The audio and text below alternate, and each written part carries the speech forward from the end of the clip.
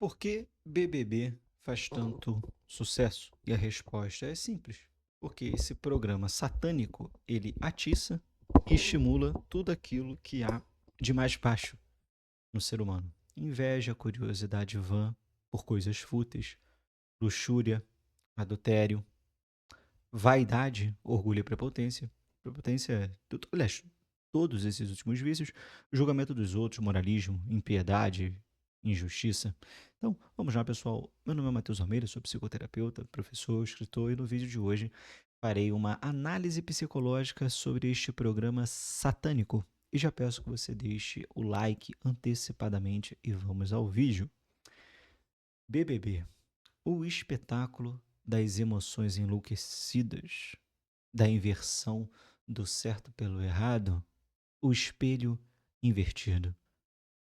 O primeiro ponto que eu quero tratar aqui é entender que, por ser um espetáculo, um programa, é importante partirmos do pressuposto que grande parte de tudo o que ocorre neste programa, desde a seleção dos participantes até as interações que terão lá dentro entre eles, né? Briga, picuinha, romances, toda essa baixaria, é roteirizado. Ah, mas tem script? Falas prontas? Ah, é impossível. Então, claro que não, o seu demônio, né? Uma bela mentira, um belo teatro não pode se deixar claro e abusar muito da inteligência do espectador. Por mais que eu tenha minhas dúvidas se há alguma em quem assiste essa merda, né? Já que existe número suficiente de depoimentos de ex-participantes, não sei se vocês já viram na internet, acho que o que viralizou nesses dias aí foi o do alemão. Ó, isso aí é do pessoal da antiga, né? Então tem muitos desses depoimentos de ex-participantes do programa expondo tudo e essa merda ainda assim continua a fazer sucesso no Brasil. Aliás, só aqui, diante do mundo inteiro, o número de audiência exorbitante, retumbante que se atinge no Brasil é incomparável com o resto do mundo. Aqui é muito, muito, muito superior. Então, voltando, né? O programa precisa passar um mínimo de verossimilhança para conseguir ludibriar quem assiste. É nisso que consiste uma bela mentira, por sinal. Grande parte da mentira, ela será constituída por verdades ou meias verdades, para que o sujeito, por silogismo e através de uma armadilha psicológica chamada viés de confirmação, acredite em que tudo, acredite que tudo que é mentira se torna verdade por conta dessas falsas verdades, essas meias verdades que foram ditas anteriormente. Olha que interessante. Então, o que acontece? Por conta dessas meias verdades, por conta dessas verdades, que tem muita coisa que também é verdade, que acontece algumas interações, algumas reações, fatos acerca da vida da pessoa. A pessoa tá lá expondo ali a própria vida, e tu vai buscar, não, é isso mesmo, os familiares confirmam, você vai na rede social, você vê que é isso mesmo, né? Aí o que acontece? Aí no meio disso tudo começa a colocar as mentiras, as arquitetações. Aí o que acontece? Por silogismo, pelo viés de confirmação, a pessoa acredita que absolutamente tudo é verdade. Então ela colocará tanto as verdades, as meias verdades e as mentiras arquitetadas, engendradas, no mesmo saco de credibilidade. Isso precisa estar claro. Beleza? Então, vamos lá. O problema central do BBB não é a existência dos conflitos, as emoções intensas, destemperadas ou falhas humanas em si mesmo. O problema é que o programa transforma o que há de pior no ser humano em entretenimento. E pior ainda, trata tudo isso de uma forma banal e eleva esses comportamentos repugnantes, animalescos, a um nível de excelência, ao rol das virtudes e os recompensa, porque parece que quem é mais filho da puta ganha, né? Então você vê lá explosões de raiva, humilhação pública, julgamentos temerários, impulsividade, vitimização, impiedade, falta de caráter, pusilanimidade, difamar os outros participantes, manipulando a opinião de terceiros, acusando os outros dos seus defeitos no confessionário, ao passo que nunca assume os seus. É a lógica da rainha de copas, né? Sentença primeiro, julgamento depois. E nem há julgamento, pois ali o que importa é a opinião e as impressões causadas, e não os fatos. Então olha que coisa satânica. Se o confessionário, que é um meio através do qual o católico ele retoma a graça, portanto, recupera a sua salvação através da confissão dos seus próprios pecados, ou seja, é um lugar em que você fala dos seus pecados, em que você fala de si mesmo, das suas baixezas, daquilo que é mais baixo de você, dos seus atos mais pérfidos. Lá você fala dos outros. Olha isso. É um local em que você começa a ser pusilânime, que você começa a ficar falando dos defeitos dos outros e se justificar e a se defender. É uma inversão satânica. Então toda essa baixeza, esse chiqueiro psicológico e espiritual passam a ser recompensados com atenção, engajamento e fama, acima de tudo. A pessoa sai dali e vai virar influencer. Olha que desgraça. A pessoa constrói fama demonstrando um poço de vícios e o brasileiro médio acha que isso é maneiro. Aí começa a acompanhar, né, essa tralha e, óbvio, trata ela como inspiração. Não sei como essa merda desse país dá certo, me diz. Me diga aí nos comentários. Se após esse vídeo você acha que o problema do Brasil ainda é político ou é moral. Então, pessoal, o dano que isso gera do ponto de vista psicológico é que esse estrume de programa normaliza comportamentos imaturos e repulsivos, como se fossem expressão de autenticidade e exemplos padrão a serem seguidos. Seja quem você é, não é o mantra da nossa sociedade? Mas o que isso quer dizer? É apenas uma muleta argumentativa na qual você pode apoiar seus sentimentos de culpa por ser um merda cheio de vícios e não empregar esforço algum para poder melhorar e mudar.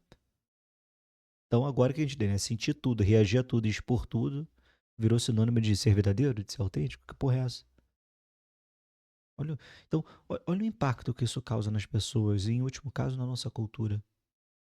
Já que a cultura de um país é determinada pelos indivíduos e seus hábitos, seus comportamentos, seus costumes. Então, analisando o impacto nas pessoas, aspectos psicológicos e emocionais. Quando esse modelo é consumido repetidamente, algo sutil acontece. Ou seja, o que eu quero dizer com sutileza? Assim, não é uma coisa de uma só vez, não é acachapante, não é algo radical, não é brusco. É aos poucos. E os mais velhos podem até comentar, isso não é isso que está ocorrendo. Porque eu vim de um tempo que a sociedade era minimamente saudável. Você podia ter uma vida em sociedade. Então veja se as pessoas não estão começando a confundir impulsividade com coragem. Confundir exposição e falta de educação com sinceridade. Recomendo que leiam todos os romances do Jane Austen e vejam as regras de etiqueta e polidez das pessoas em sociedade daquela época. As pessoas percebiam as coisas. Elas percebiam quando alguém estava sendo filha da puta.